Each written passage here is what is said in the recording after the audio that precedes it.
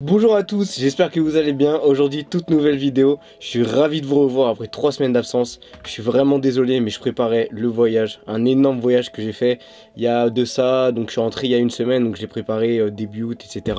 Les préparatifs étaient très durs et vous allez comprendre pourquoi j'ai été autant absent que ça. Ok, donc là on repart sur une mise en contexte générale pour que vous arriviez un peu à comprendre la chose et pourquoi j'ai fait ça, etc. Où on est allé, enfin toutes ces choses là. Donc il y a 6 mois de ça, avec Robin, on discutait et je lui dis écoute Robin, j'ai envie de faire une aventure, j'ai envie de faire quelque chose, de partir en vacances mais différemment, c'est-à-dire pas de partir à un endroit précis et rester, faire la fête, etc. J'aime bien, hein, mais je voulais tenter autre chose. Et il me dit écoute, bah nous on est parti avec avec Benjamin et Antoine. On est parti il y a 6 ans en fait, on a fait donc une route qui s'appelle la Vélodyssée. C'est quoi la Vélodyssée? C'est en fait traverser la côte ouest. Donc vous partez d'Arcachon, vous descendez tout en vélo, bien sûr je rappelle ça c'est en vélo, c'est pas en voiture, d'Arcachon à Biarritz tout en vélo en fait. Donc c'est une piste cyclable qui a été créée par la région, merci beaucoup la région parce que c'est vraiment fou. Et donc ça a été créé justement en fait pour pouvoir faire toute cette côte là en fait en vélo. Il y a 6 ans quand il m'avait parlé de ça, j'avais dit putain mais c'est génial et tout, j'ai pas pu forcément y aller et j'aurais dit bah écoutez cette année moi je veux tenter, je veux essayer et eux aussi en fait voir les choses différemment et avoir plus de matériel et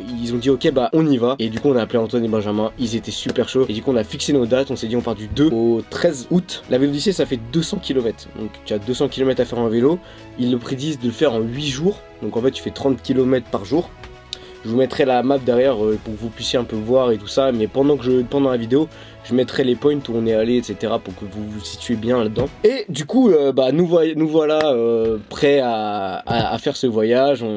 On a fait les préparatifs, Robin, et comme il avait déjà fait une fois, il sait quelle erreur à ne pas faire. Du coup, la première étape, c'était faire les vélos. Donc du coup faire les vélos, c'est-à-dire les remettre à niveau, une révision, et en fait on doit en fait faire comme une caravane en fait un peu, c'est-à-dire on doit donc mettre un porte-bagages et en fait derrière accrocher sur le porte-bagages là des sacoches, ces sacoches là qui te permettent en fait de pouvoir mettre un maximum de choses là-dedans et d'avoir le moins de choses sur ton dos. Donc chacun arrive avec son setup, chacun fait ses petits trucs. Moi j'étais parti sur, j'avais acheté un truc qui a fait 2 sacoches en fait sur les côtés et j'avais une sacoche sur le dessus et en fait je rembourrais, en fait je mettais ma tente entre ma selle et mon sac et j'accrochais en fait avec des lanières, etc. pour que ça tienne tout le long du voyage. Et vous allez voir que ça s'est pas du tout passé comme prévu. Du coup bon moi tout se passe, tout le monde est chaud. On arrive le 2 août. Donc le 2 août on se rejoint tous à la gare de Marne-la-Vallée et en fait on faisait Marne-la-Vallée direction Bordeaux et de Bordeaux on prenait le TER de Bordeaux à Arcachon. Et en gros quand tu prends le train, ça c'est un truc qu'il faut savoir, si vous le faites sachez-le, vous devez obligatoirement donc prendre en fait une housse, donc une housse de transport où tu dois en fait ranger ton vélo, enlever les roues, enlever les pédales, tourner le guidon, enfin bref tout mettre, même tes sacs, tes sacoches tu dois les mettre là-dedans. Donc il faut vraiment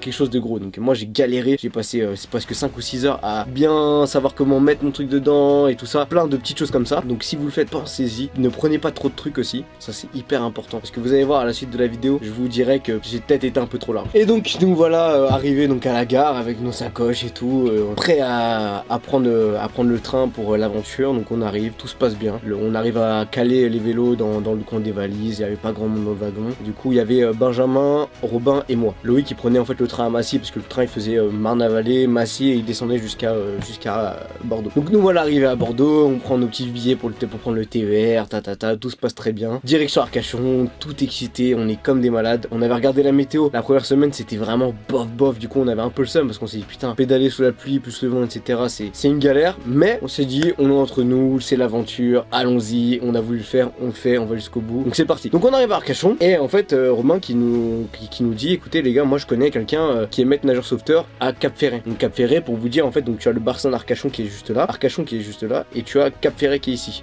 Donc tu as deux choix, soit t'es assez fou et tu fais tout le tour du bassin d'Arcachon pour arriver à Cap-Ferret qui te fait environ 70-90 km assez long, ou tu prends le bateau qui fait Arcachon et il trace une ligne droite et il te dépose à Cap-Ferret. Ah nous hop, on se dit on va pas quand même ça racheter des kilomètres avant de commencer, donc on fait Arcachon, Cap-Ferret en bateau.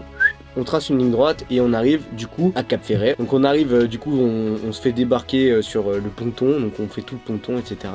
Et là Robin il s'arrête au bout du ponton et il dit oh les gars, je suis tombé amoureux. Et du coup là grosse barre de rire.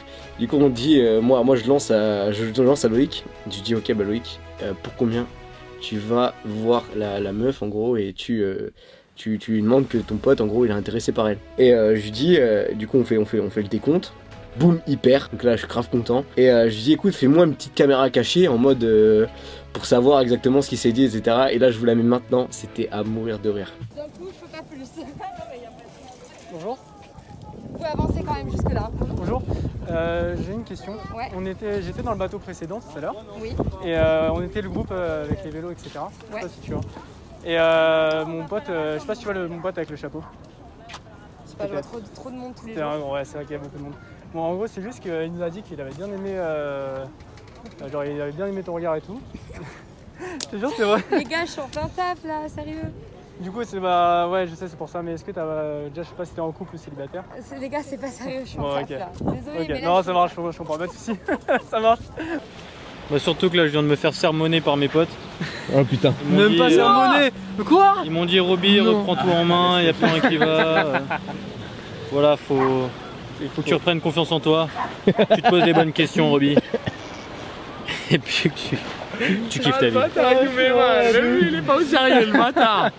Donc voilà, après l'échec de la fille, malheureusement, bon bah ça s'est pas passé comme prévu, mais bon, c'est pas très grave. On file, direction le magasin, prendre un petit peu à manger, à boire, etc. pour aller au bord de la plage. Il faisait super beau, le soleil il était là, nous on était trop contents. Dans les forêts de pins, on se régale. C'est fou. Et nous voilà arrivés donc au Cap Ferret, donc la plage s'appelle le Truc Vert. Donc tu montes une grande dune et hop en fait t'as la vue sur la plage. Et donc le poste pour les sauveteurs était tout en haut de la dune en fait, donc t'avais le grand truc et il nous dit écoutez les gars, je finis mon service à cette heure là, restez au bord de la plage, etc. On se rejoint ici. Donc hop il déboule, hop on boit un petit peu, tranquille, on prend l'apéro, on mange et il nous dit écoutez les gars, bon j'ai les clés du poste, venez on va en haut et on va se poser, j'ai des tables, j'ai des chaises, on va se mettre bien posé, tu vois. Pouah, nous super contents, ça veut dire que le séjour commence bien quoi. On sait qu'on va passer déjà une première bonne soirée. On entend de la musique et tout, on entend boum boum boum boum boum.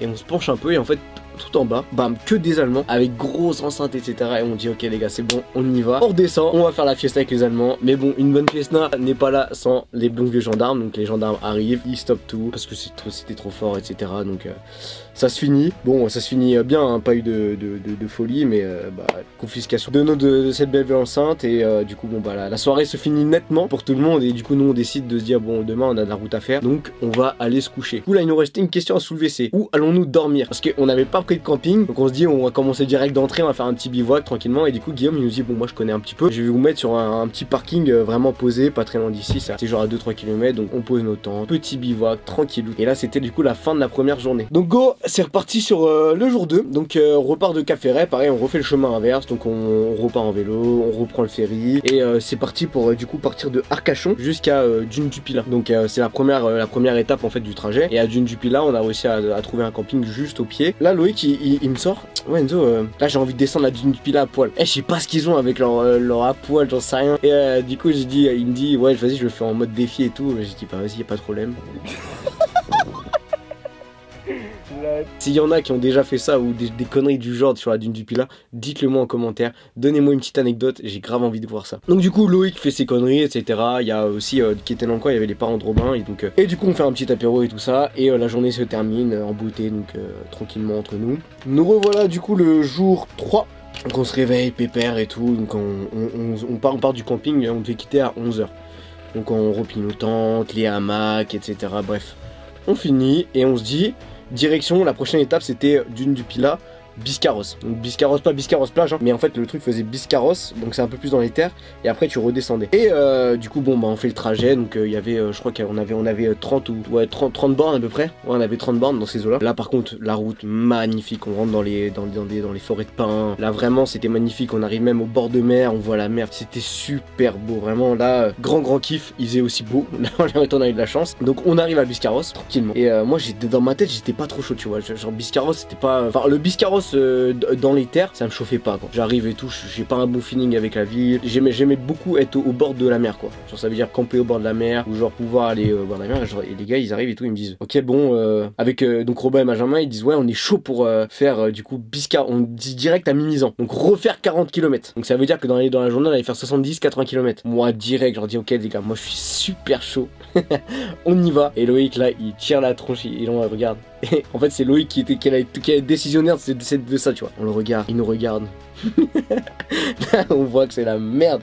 Il se dit putain les fous, vraiment faire tout d'un coup, etc. Donc nous voilà partis. Mais ce qu'on sait après, ce qu'on a su après pendant le chemin Loïc et moi, c'est qu'en fait c'était à la base c'était un putain de prank. Et qu'en fait on devait juste rester à Biscarrosse, c'était juste pour faire une frayeur à Loïc. Et c'est littéralement parti en couille. En fait on avait plus le choix, ça veut dire que si on partait de Biscarrosse jusqu'à Mimizan, parce qu'en fait là par contre la route était hard aussi, c'est que de la ligne droite, vraiment c'est que de la ligne droite, bord de départementale. Donc on avait vent de face et en plus en petit bonus on avait la pluie. On était rincés. Donc on a fait ouais pareil 6 ou 7 heures de vélo dans la journée. On était fumés, on n'en pouvait plus à la fin. Et on se dit ok on va aller faire la fiesta à Mimizan. Mais là on était sur Mimizan plage. Donc là c'est pour ça que moi aussi ça m'a encore plus chauffé. Et on arrive à Mimizan et on se dit bon on va se refaire un petit bivouac. Robin il arrive à nous trouver un petit campement un peu dans la forêt sur un parking. On arrive sur ce bon vieux campement et nous voilà nous voilà au fin fond de la forêt. Vraiment on s'est bien mis au fond de la forêt. Mais on avait oublié une petite chose, c'est que le soir on n'est pas seul dans la forêt. Et là hop on se dit on se prépare à sortir etc. Donc chacun fait sa petite toilette, chacun fait ses petits trucs. À un moment t'as Robin qui met sa frontale et il entend des petits tchic. Moi j'étais assis sur ma chaise, il dit wesh les gars, il y a un sanglier, il appelle Benjamin parce que Benjamin est en train de pisser derrière le sanglier. Faut voir le truc hein. Un gros mastoc comme ça à côté de la tente de Benjamin. Donc je pense qu'il était à 5 mètres de moi. Et là du coup Robin il le dégage. Benjamin il arrive, il court, il fait attendez, moi j'ai appris quelque chose, prenez vos vélos. Et il se met derrière son vélo. Et là il commence, attends, là vraiment ce moment il va mourir de il commence à parler au sanglier. Attends. Ouais les sangliers, vous inquiétez pas, on n'est pas méchants, on est juste là, on paye. Et franchement les gars, fallait voir ce moment, il fallait le voir, c'était à mourir de rire. Moi j'étais mort de rire, j'étais un peu en stress mais j'étais mort de rire. Du coup dans ma tête c'était putain, on va faire comment, etc. C'est la merde et en plus on les voyait mais genre il y en avait pas que un, en fait c'était toute la mif. Donc ils tournaient autour comme ça. Oh là là, le moment de stress, on se dit bon, on se décourage pas, on verra si on dort, ce qui se passe. Hop, du coup, direction Mimizan, on va dans un petit bar, etc.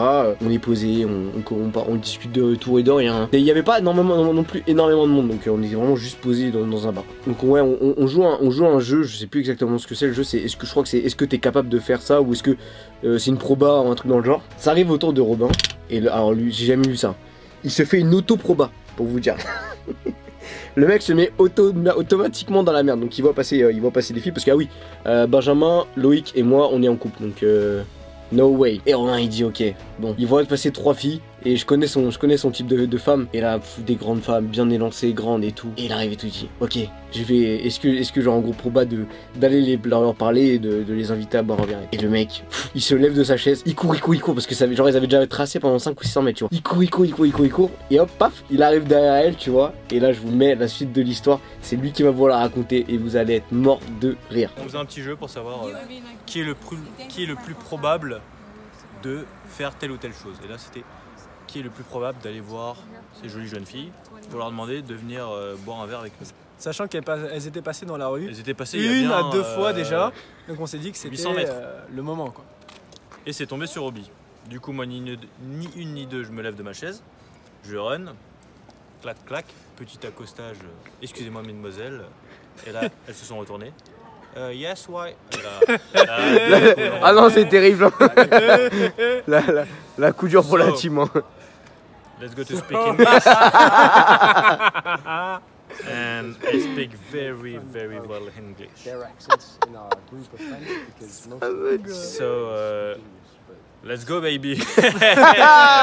C'est le meilleur mot de la fin, merci monsieur. Donc du coup on les ramène au campement parce qu'ils voulaient voir des sangliers, donc des wild pigs. Tu vois, et alors, parce qu'on leur avait raconté l'histoire. Moi ça me fait rire et tout et bon on passe un très bon moment etc. Au moment de partir les filles en fait elles faisaient en gros donc elles faisaient Mimizan et en fait elles descendaient directement à tout ce qui est pareil vers Osgore et Biarritz pour surfer tu vois. Et Robin il en a bien kiffé une qui s'appelait Carmen, enfin Carmine du coup ça s'appelait en hollandais mais elle disait Carmen parce que c'était plus simple quoi à comprendre, enfin bref une histoire comme ça. Robin kiffe bien, il kiffe bien la meuf etc. Donc il se dit bon bah on va se rejoindre à Biarritz, on verra quoi, on verra ce qui se passe.